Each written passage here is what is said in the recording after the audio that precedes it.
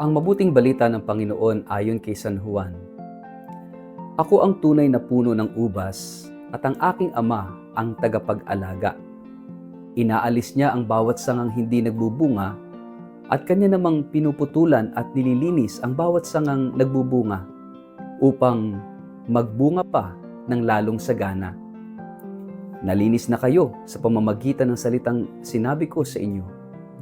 Manatili kayo sa akin at mananatili din ako sa inyo. Hindi magbubunga ang sangang hindi nananatili sa puno. Gayun din naman, hindi kayo magbubunga kung hindi kayo mananatili sa akin. Ako ang puno ng ubas at kayo ang mga sanga. Ang nananatili sa akin at ako sa kanya ang siyang nagbubunga ng sagana. Sapagkat wala kayong magagawa kung kayo'y hiwalay sa akin. Ang hindi nananatili sa akin, gaya ng sanga, ay itinatapon at natutuyo. Ang ganoong mga sanga ay tinitipon, inihahagi sa apoy at nasusunog. Kung nananatili kayo sa akin at nananatili sa inyo ang aking mga salita, hingin ninyo ang anumang nais ninyo at matutupad iyon para sa inyo. Napaparangalan ang aking Ama kung kayo'y masaganang nagbubunga at sa gayon kayo'y magiging mga alagad ko. Ang mabuting balita ng Panginoon. Mapagpalang araw sa inyong lahat. Ang tema po ng ating gospel in a nutshell ngayon ay manatili sa akin, ang ugnayan ng buhay na mabunga. Sabi sa Ebanghelyo, ako ang tunay na puno ng ubas at ang aking Ama ang tagapag-alaga. Kayo ang mga sanga. Ang nananatili sa akin at ako sa kanya ay siyang namumunga ng sagana. Mga minamahal kong kapatid, sa ating Ebanghelyo ngayon, ginamit ni Jesus ang isang napakasimpleng larawan upang ipahayag ang isang napakalalim na katotohanan tungkol sa ating ugnayan sa Diyos. Ang larawan ng puno ng ubas at ang mga sanga. Ito ay larawan ng koneksyon, pagkakaugnay at pagkakaugat. Sa panahon natin ngayon kung saan marami ang nakakaramdam ng pagkakahiwalay, pagkakalayo at pagiging walang saysay, napakahalaga ng paanyayang ito ni Jesus. Manatili kayo sa akin. Sa dami ng ginagawa natin araw-araw, minsan ang pananampalataya ay nagiging bahagi lang ng to-do lists natin. Magsimba, magdasal, tumulong sa simbahan, etc. Pero tinatawag tayo ni Jesus hindi lang sa pagiging aktibo, kundi sa pagiging konektado. Ang sanga ay walang silbi kung hindi nakakabit sa puno. Maari itong magmukhang buo, pero sa loob-loob nito, ito ay tuyo na. Ganoon din tayo. Kapag malayo tayo kay Kristo, kahit gaano tayo ka-successful, may puwang pa rin sa ating puso. Ang ugat ng ating pagkapagod ay hindi lang pisikal, kundi espiritual. Napuputol tayo sa pinagmumulan ng ating buhay at yan ay ang Diyos. Hindi sapat na tayo'y nakakabit lang. Tayo ay tinatawag na mamunga. At anong bunga ang inaasahan sa atin? Bunga ng kabutihan? Bunga ng pag-ibig? Bunga ng pag-asa sa gitna ng pagsubok? Bunga ng kapayapaan sa gitna ng kaguluhan? Ang bunga ay hindi para sa sarili ng sanga. Ito ay para sa iba. Kaya ang tunay na Kristiyano ay hindi nabubuhay para sa sarili kundi para sa Diyos at para sa kapwa. Kung minsan, may panahon tayong hindi namumunga. Tayo ay tinutuyo ng lungkot, ng galit o kawalang layunin sa buhay. Pero tandaan po natin, ang Diyos ang tagapag-alaga.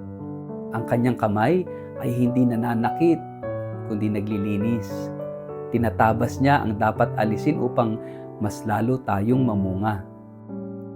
Sa malalim na pagninilay, tanungin natin ang ating mga sarili. Saan ba ako nakakabit ngayon? Sa Diyos ba? O sa mga bagay na panandalian lamang? Ganito ako kumukuha ng aking lakas araw-araw. Kapag ako'y nalulumbay, sino ang una kong nilalapitan? Ang Diyos ba o ang social media?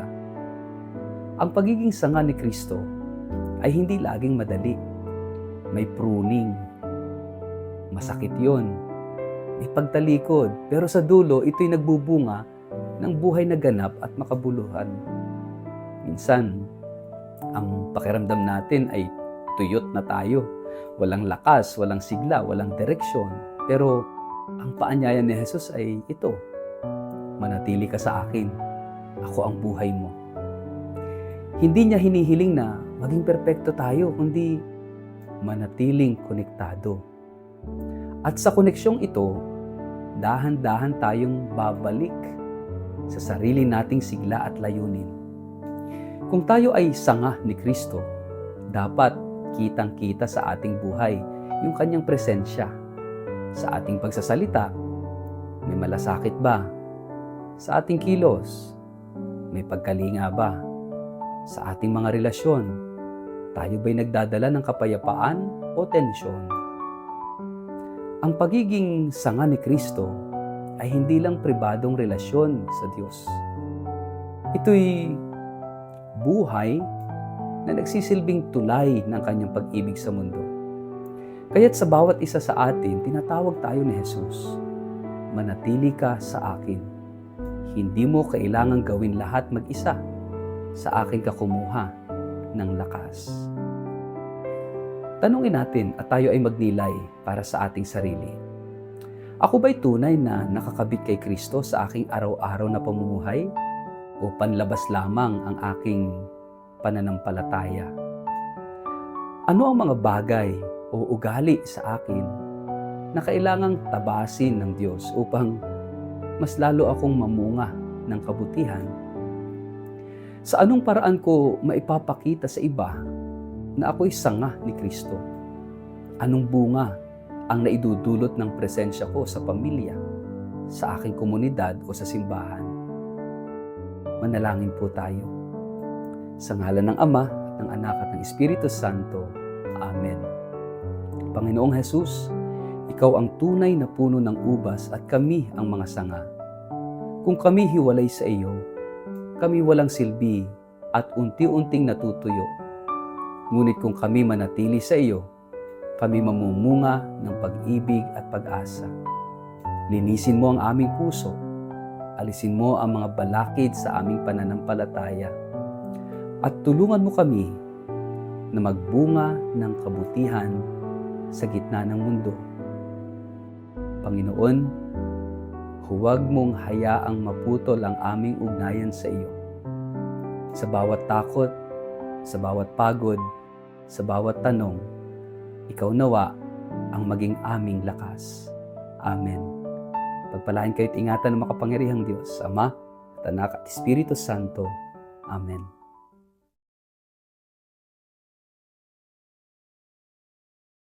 Mga minamahal kong kapatid sa pananampalataya, inaanyayahan ko po kayo sa isang biyayang paglalakbay ng pananampalataya, isang pilgrimage sa Eastern Europe na gaganapin mula October 4 hanggang October 21 sa taong ito, na sasaklaw sa 8 kahangahangang bansa, sa Switzerland, Liechtenstein, Germany, Austria, Czech Republic, Slovakia, Hungary at Poland.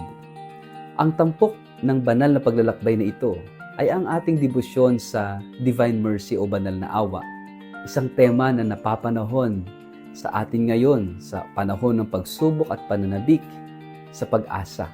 Gaya ng sinabi ng ating yumaong Santo Papa Francisco, the mercy of God is the sure source of our hope. At sa ating paglalakbay, bibisitahin po natin ang mga sagradong lugar kung saan sumibol at lumaganap ang mensahe ng awa ng Diyos. Bibigyan din natin ang Poland, ang bansang sinilangan ni Saint Faustina Kowalska at Saint John Paul II, mga tagapagdala ng mensahe ng banal na awa sa buong mundo. Ito'y hindi lamang isang biyaheng panlabas kundi higit sa lahat isang panloob na paglakbay ng puso. Isang pagkakataong mapalalim ang ating pananampalataya. Maranasan ang kagandahan ng simbahang Katolika sa Europa at muling pag-alabin ang ating pag-asa. Para po sa mga interesadong sumama sa akin, maaaring makipag-ugnayan kay Toby sa numerong 0917-317-4536 o magpadala ng email sa inquiry@tobiahe.com. Magsama-sama po tayo sa isang paglalakbay ng panalangin, kultura at biyaya. Huwag palampasin ang pagkakataong ito na muling matuklasan ang Diyos na buhay, maawain at laging nag-aanyaya. Halina po kayo, maglakbay tayo kasama ang banal na awa, patungo sa mas matibay na pag-asa.